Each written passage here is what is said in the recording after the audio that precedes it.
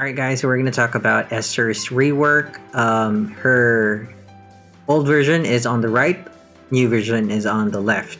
Right, so if you didn't know, Storm Kickers and Storm Bunny Jacket have been updated. Already talked about them in the previous videos. Alright, so let's just look at her stats. She has base attack 206. Still the same here, but can be door potted and potted. And here we go. Rock Flash has been updated.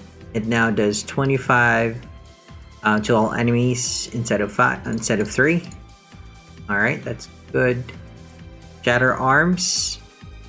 Now it does 75 attack and mag break for 5 turns to enemies, and also increases her LB gauge by 6 to 8.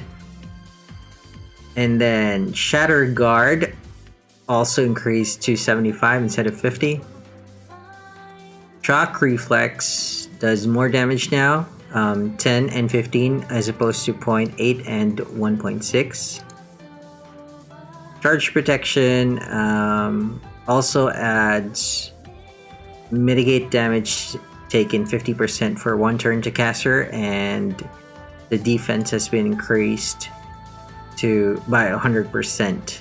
Also, the chance to protect is up to 80. Alright.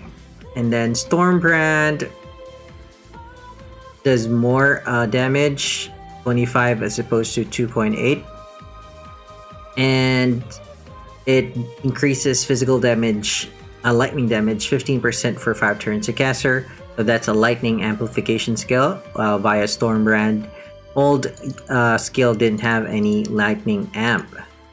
Alright, so Storm Calling also had a mod boost, 40 instead of 4.3, and restores more HP and MP compared to her old version, and still increases the LB gauge 10 to caster. Alright, so Status Bound. Now it has mitigate physical damage taken 50% for 2 turns to caster. The old one had only 20% physical mitigation for 2 turns, and also adds mitigate physical damage taken against humans and Machinas for 20 for 2 turns to caster. Alright, Demagnetizing Strike, plus 2. So, the Awakenings could be a factor in these modifiers, but I couldn't find the old data with the Awakenings, so I apologize for that. So physical damage 30 instead of 3.5. Lightning Resist is 75 in the old skill, now it's 120. Making her have a lightning imperil on par with the current, on par or kind of less than the current imperils we have in the game. Now it increases LB gauge by 20, and as opposed to 15 in the old version. So Electric Charge, still the same. She now has Tempest Charge, which she can triple cast everything. Combat Overdrive now increases attack 250 for 5 turns, can't be dispelled. And also increases modifier 10 for Bolting Strike, Demagnetizing Strike, Static Barrage, Stormbrand, and Storm Calling. So the old one just upped the mod by 1.5 and only buffed attack by 200. Shock Embrace, let's see. Now decreases lightning resistance by 130 for 5 turns. That's pretty good. So lightning barrel. Her old version only had 100%. Also adds lightning, similar, and now it adds 30 to the LB gauge as opposed to 20. She can now evade 5 physical attacks as opposed to 4. And then Storm Clouds have upgraded modifiers also, and lower cooldown. So 3 turn cooldown available on turn 3. Now it's 4 turn cooldown available on turn 4. Physical damage 70 as opposed to 11. and increase modifier 20 as opposed to 3. So use this before storm calling, you get 20 more mods, and then increase LB gauge 35 as opposed to 30. All right, and then bolting strike, the originator of the bolting strike family. Physical 35, ignore defense 50%, so that's 75. Her old one had 4 mod, and then decreased defense 80 for 5 turns, so all enemies. Old one had 60. So she has 80 break, 80 defense break, 75 and 75 defense and spirit break, and 75 attack and magic break. Alright. And then last is this new skill, Shock and Awe, for use for battle. Increases physical damage 20. So this is another lightning physical damage amp. She already had let me find it. Where is it? Here. She already has 15% on demand, but she has 20% on Magna skill. It does 45 physical damage, ignores defense 50%, so 90. Also increases her LB damage by 150, and increase LB gauge 100 to caster.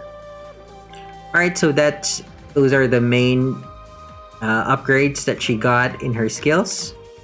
So she's been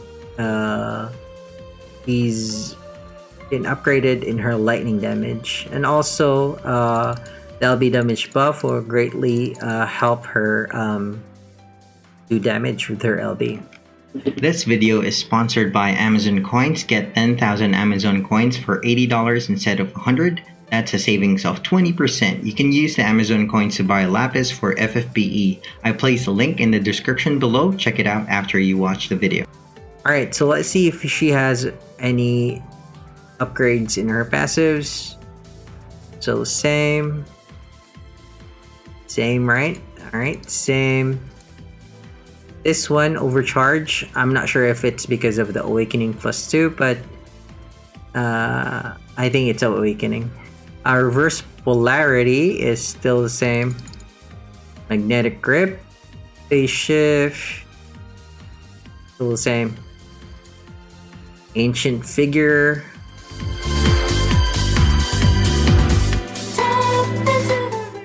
Alright, what is this? Autocast Power Driven Surge +2 at the start of battle or after Brave Shift. Why is that there? Will she have an NVA? Alright, so increase MP, and then Precursor of the Storm. This adds 50 attack, HP, and MP. And upgrades her LB. Increase equipment attack 100 instead of 50. Not sure if it's the Awakening though. And then still the same killers there. Alright, so interesting. What is this Power Driven Surge? Power Driven Surge increases her lightning physical damage 10 for 999 turns. So she already has a lightning physical amp 10% at the start of the battle. It won't ever go away, I think. Start of battle upon revival or brave shift. Already has a lightning amp 10%, and then she can on demand 15 and 20 on Magnus. She also increases her attack to 50 for 3 turns to cast her. Can't be dispelled at the start of the turn or upon revival, so you don't have to buffer. Pretty good for OT KO strats or 3-turn KO strats if you don't have a buffer. Alright, so did she have this before? Static Barrage. 8 times 2.530 max to all enemies.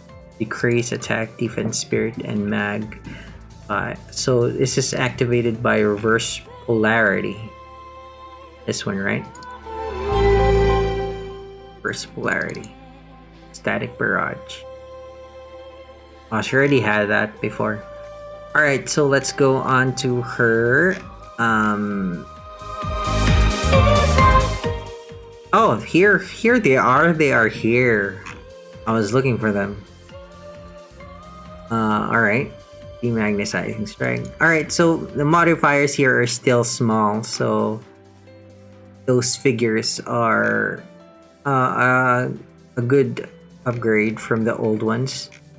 All right. So let's look at the Raikiri. All right. Which one's the new one? All right. So her old absolute Raikiri upgraded by her awakening did 14. Now it does 55. Why are there 3 versions? They all do the same thing though. Alright, and then enables Tempest Charge. But her new skill doesn't enable it anymore. No more Tempest Charge. Increase LB damage 50. This one increases LB damage by 100, which can't be dispelled also. Increase attack 250. Now it increases attack by 300. Can't be dispelled for 3 turns of caster. So you don't need to rebuff, I think. So if you cast this if you can limit burst every other turn, you will maintain the 300% attack buff indefinitely, and also the LB damage, I think. Alright, and then autocast next turn, lightning fixed damage 15,000 to caster. AR chain. Alright, so this hasn't been changed. And it still costs 60. So pretty I think that's a high modifier, right? Considering she's not an NV. So 55 times 2, that's 110 to all enemies. So that's AoE. Alright, so we're done with looking at her new kit. We're gonna look at the rotation for new Esther. This is the Furcula's FFB damage spreadsheet. So if you're looking for rotations for certain units, you go here. Alright, so Shock Embrace, Shock and Awe, that's a Magnus, and Bolting Strike on the first turn. And then since you did the Shock and Awe, already filled her LB gauge and buffed her LB damage. Shock Embrace increases her attack, and Bolting Strike just to throw something in a triple cast. And then Absolute Raikiri, Stormbrand, and Bolting Strike to fill her LB gauge again. Absolute Raikiri.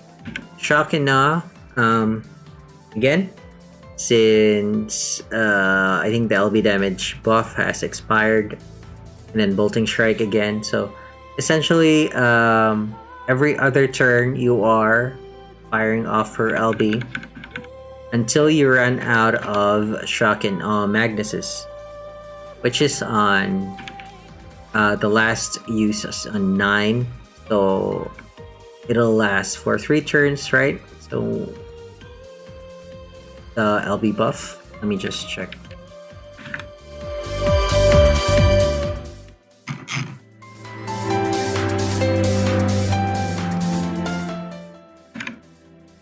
Yes, so the LB buff only lasts for 3 turns. So the turn you use it, 1, 2, 3. So on the 12th turn, the buff isn't there anymore. That's why it has a lower damage. Alright, so this is not the STMR build. Alright, so her average damage in non-STMR build is, let's see, so 263 billion. Yep. Alright, her highest burst non-STMR is 416 billion. We'll compare her to the current damage dealers in the game. And then this is her STMR build. She will do 378 billion damage average. Alright.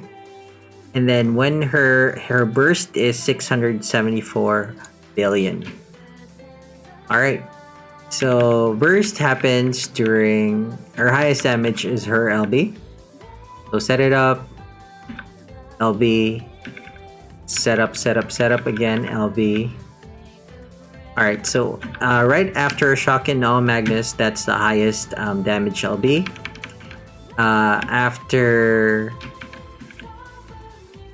After you on the second LB, it won't have the increased LB damage, so it'll just be 532 billion instead of 611. All right, so do note that her LB damage buff is 150. We don't have an LB damage buffer more than that. But I think NV Aerith is the highest, right? In the JP version, she has 250.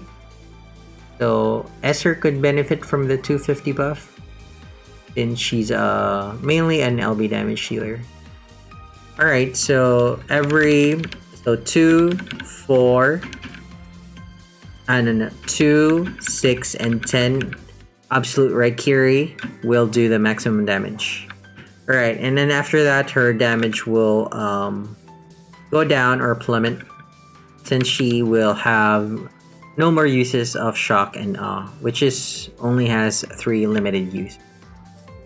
Alright, so not bad for non-NV unit. So we're gonna compare her to the other other damage healers. Actually, I'm not gonna compare her. I'm just gonna show you the work of Furkula. Thank you, Furkula, for making this.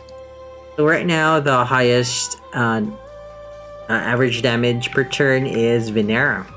Not surprising there. She's still in her banner is still there, so you might want to pull for her. Her burst though is not really big, but she can do damage. Look at that. 432 normal, no STMRS. Alright, but she's a new unit, new. Alright, next is Laswell, Warrior of Light Bard. He can do a lot of burst with with his LB. Rain and Fina, they're not really popular, but Laswell and Reagan is. Gilgamesh, interesting, 968 billion. Riku still does 1.3 billion. Higher than Sora.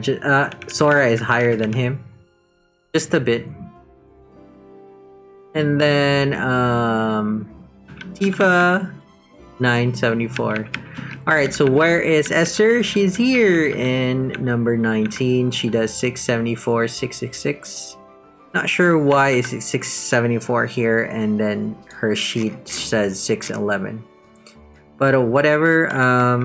Normal damage per turn is 263 billion, and STMRS 378 billion. So not bad. She's number 19. She is just next to Locke in average damage, but in burst she's not that high.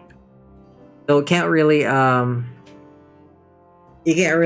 compare her to Neovision base units, but she can still do damage over time. Pretty much, she can keep up with the Savior Souls Lightning, not STMRS Savior Souls of Lightning, and Axter and Cleo. Nah. Alright, so if you're asking yourself, is it worth investing in Esther? By investing, what do you mean? Pots, door pots, awakening materials, king minosaurs? First, absolutely yes, if you want to use her, if you don't have any NV units, NV damage healers, or if you just love the unit Esther, it's worth upgrading. It's not gonna cost you that much. You only need cactuars, pots, door pots. Pretty much, if you just play the game, you can just upgrade Esther. All right, so the rework doesn't require us to do anything. It just her kit just gets updated. No awakening needed, except for the things that were needed to be awakened before her rework. You need to still awaken those abilities.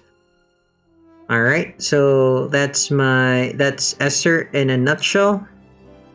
Let me know, guys, if you're disappointed or if you're happy that she got some love. Thanks for watching, guys. I hope this was informative, and I'll see you again in the next video. Bye-bye.